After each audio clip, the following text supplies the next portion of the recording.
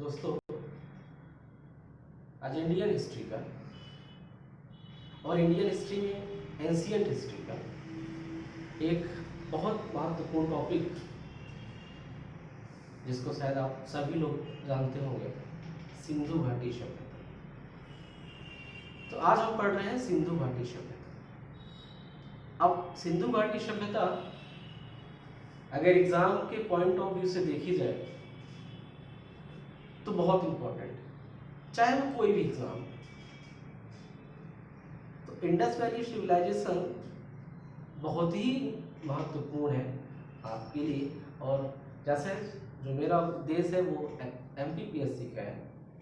तो जब हम एमपीपीएससी के दृष्टिकोण से, पॉइंट ऑफ व्यू से बात करते हैं, तो चाहे वो प्री हो चाहे मेंस हो, दोनों के लिए बहुत महत्वपूर्ण है। अब हम इसको समझने का प्रयास करते हैं कि सिंधु घाटी सभ्यता को हम कैसे समझें, इसके बारे में, इसमें क्या था। अब हम आगे इसको देखते हैं। तो देखिए, सिंधु घाटी सभ्यता।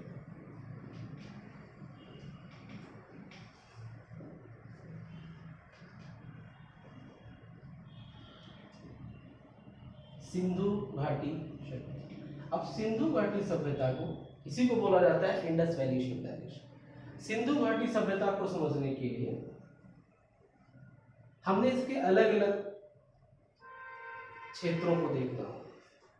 जैसे इसका सबसे इंपॉर्टेंट भाग हो गया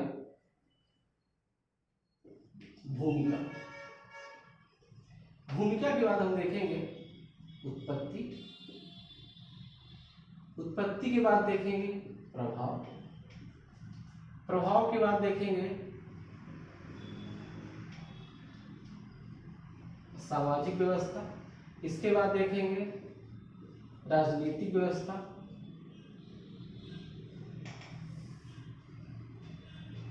इसके बाद देखेंगे आर्थिक व्यवस्था।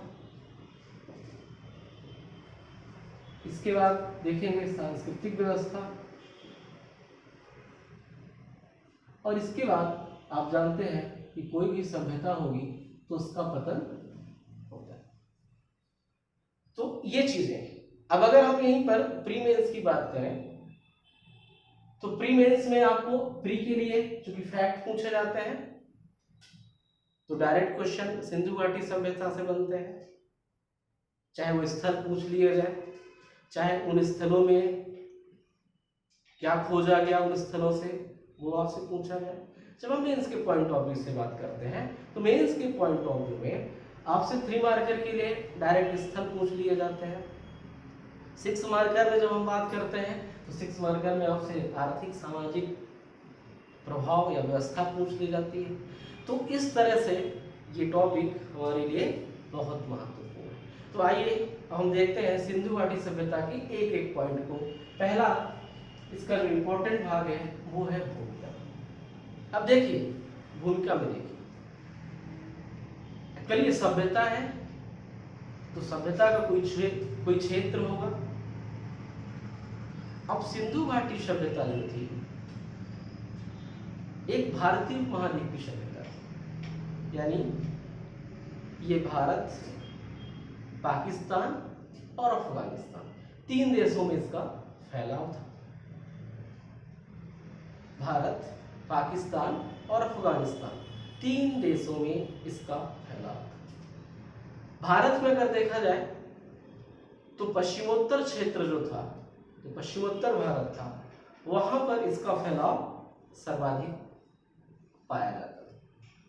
तो देखिए इसके बारे में, अगर भारत की बात करते हैं तो कहां था? पश्चिमोत्तर क्षेत्र।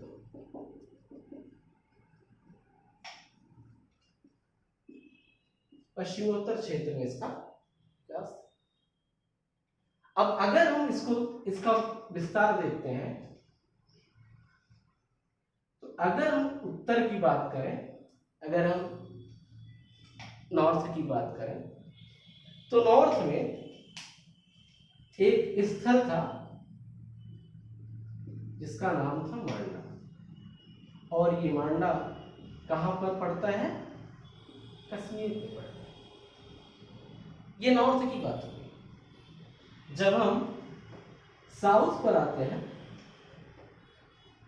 तो साउथ पर एक स्थान था दैमाबाद, या इसको दाइमाबाद भी बोला जाता है। ये कहाँ है? महाराष्ट्र में। और जब हम ईस्ट की ओर आते हैं तो आपको उत्तर प्रदेश में एक जगह मिलेगी जिसका नाम है आलमगीरपुर, जो कहाँ पे है? मेरठ, उत्तर प्रदेश में। और जब हम पश्चिम में आएंगे तो एक इसका भाग होगा पाकिस्तान यानी बलूचिस्तान पे, इसका नाम होगा सुत्का गेंडों।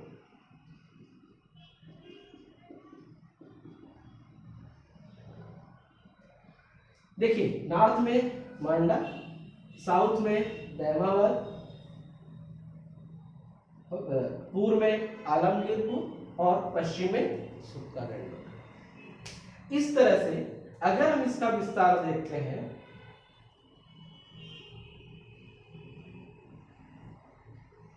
तो इसका विस्तार कुछ एक त्रिभुजाकार समझ में आता है।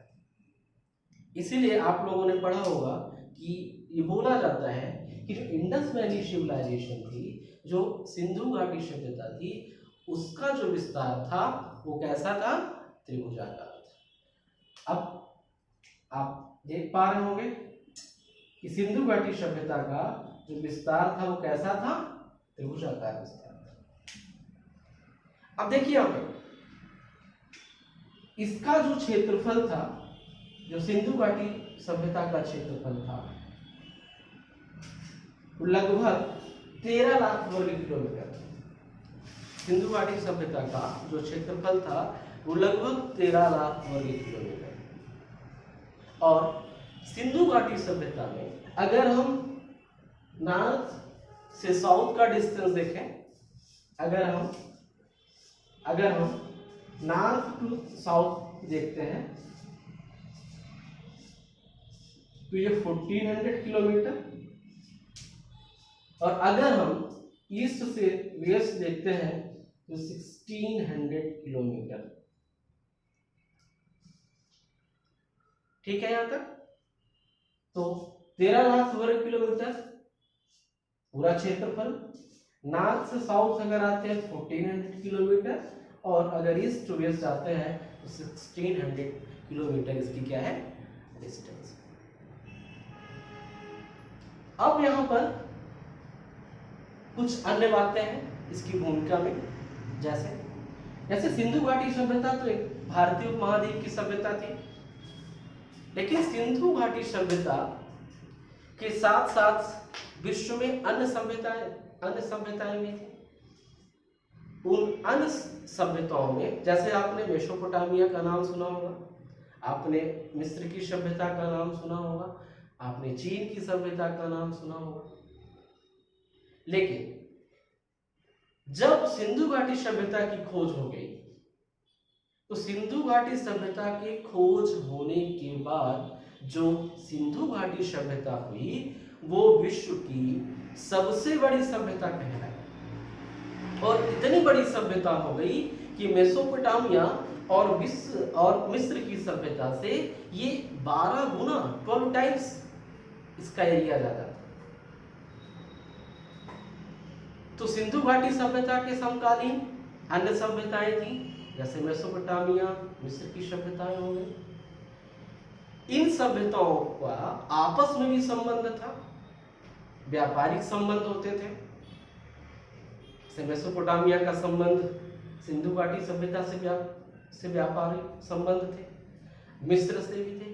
इसीलिए आगे आप जब उत्पत्ति के बारे में पढ़ेंगे तो इसीलिए कुछ इतिहासकार आपको ये कहेंगे कि जो सिंधु घाटी सभ्यता थी वो सिंधु घाटी सभ्यता मेसोपोटामिया से आई हुई है। चलिए, मेसोपोटामिया को एक सुमेरियन सभ्यता भी कहा जाता है। तो ये कुछ इतिहासकार अपना मत रखेंगे कि ये जो सभ्यता है वो कहाँ से आई है? मेसोपोटामिया से आई है।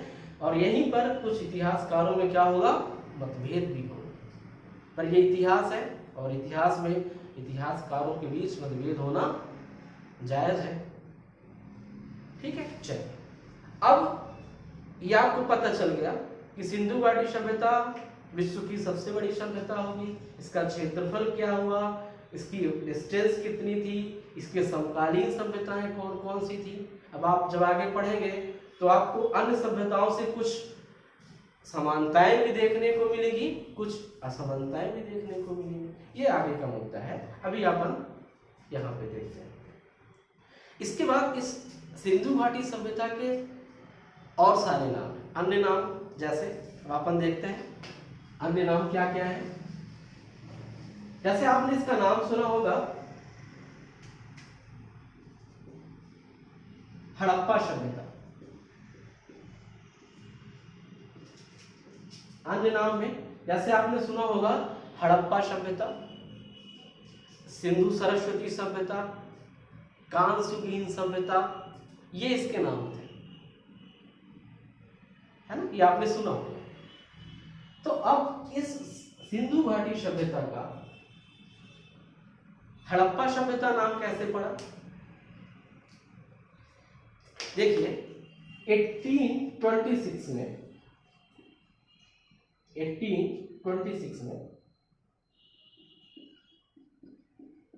चार्ल्स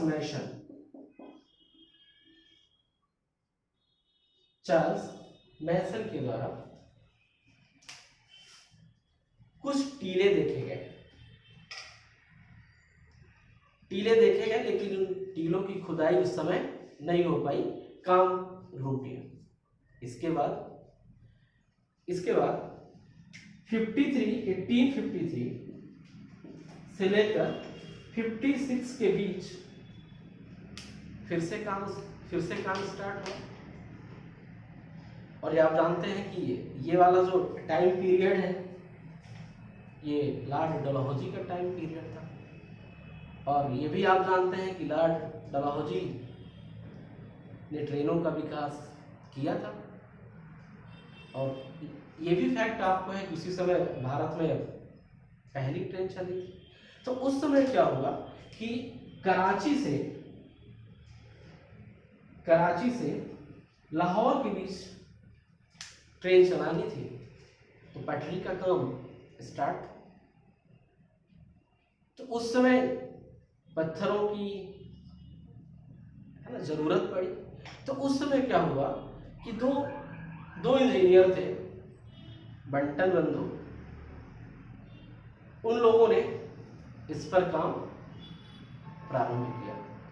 और उसी समय भारतीय पुरातत्व सर्वेक्षण विभाग, जिसके हेड हुआ करते थे अलेक्जेंडर कनिंघम, तो उनकी सुपरवाइजरी में, उनकी देखरेख में ये कार्य स्टार्ट किया गया। इसके बाद 1921 में फिर से इस काम को स्टार्ट किया गया।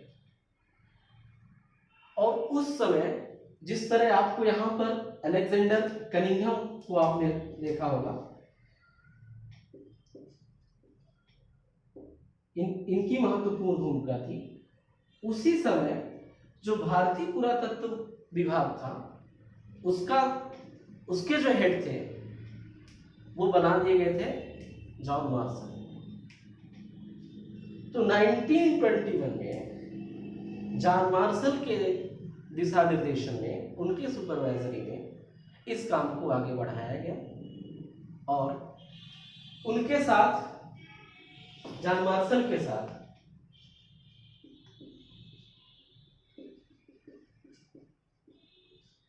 एक व्यक्ति ने काम किया जिसका नाम था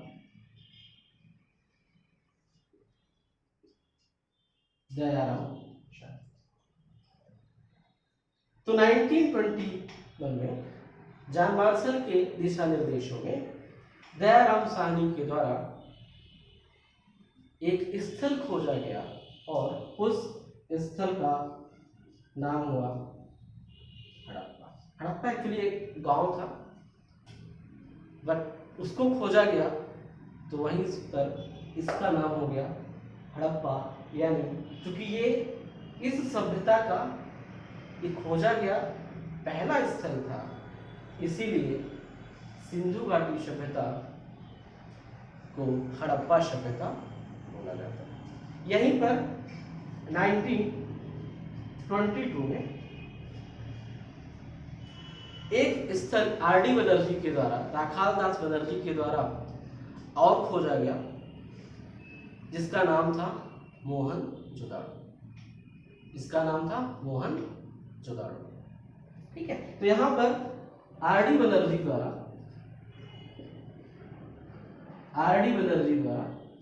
एक स्थल खोजा गया, जिसका नाम हो गया मोहनजोदड़ो। इसके बाद इसका अगला नाम आता है सिंधु सरस्वती सभ्यता। इसका ये भी नाम था। अब देखिए आप, अगर हम आजादी के पहले की बात करें, बिफोर 1947 बात करें, तो उस समय जो 40 स्थल खोजे गए थे वो सब के सब सिंधु नदी के किनारे। किस नदी के किनारे थे? सिंधु नदी के किनारे खोजे गए थे। लेकिन वर्तमान में, आजादी के बाद की बात है, या अब जो वर्तमान में लगभग 1500 स्थल सिंधु घाटी सभ्यता में खोजे जा चुके हैं, और वो स्थल सब के सब सरस्वती नदी के किनारे खोजे गए। एक्चुअली अब सरस्वती नदी तो विलुप्त हो गई है, लेकिन सर्वाधिक स्थल कहाँ खोजे गए? सरस्वती नदी के किनारे। इसीलिए कुछ इतिहासकारों में यहाँ पर मतभेद भी हुआ, कुछ इस नाम से सहमत नहीं थे, इसको सिंधु दिया जाए, क्योंकि इसके सर्वाधिक स्थल तो कहाँ खोजे गए थे? सरस्वती नदी के किनारे। ठीक है, तो ये सब मतभेद चलते रहे, लेकिन इसका नाम सिंधु घाटी सभ्यता भी है, सिंधु सरस्वती सभ्यता भी है, और हड़प्पा सभ्यता भी है। तो इस तरह से सिंधु घाटी सभ्यता अपने, और एक चीज और आपको बता दूं कि ये सिंधु घाटी सभ्यता जो आज का परिवेश है, जो आज का समय है, ये उससे बहुत एडवांस थे। यहाँ जो घर बने थे, जो ईंटें थी, जो यहाँ का नगरीय प्रशासन था, जो यहाँ की व्यवस्थाएं थी, वो बहुत अच्छी थी। ठीक है, तो ये आपने देखा एक बार सिंधु घाटी सभ्यता को। सिंधु घाटी सभ्यता में आपने ये देखा। ठीक है, बाकी का लेक्चर कल होगा।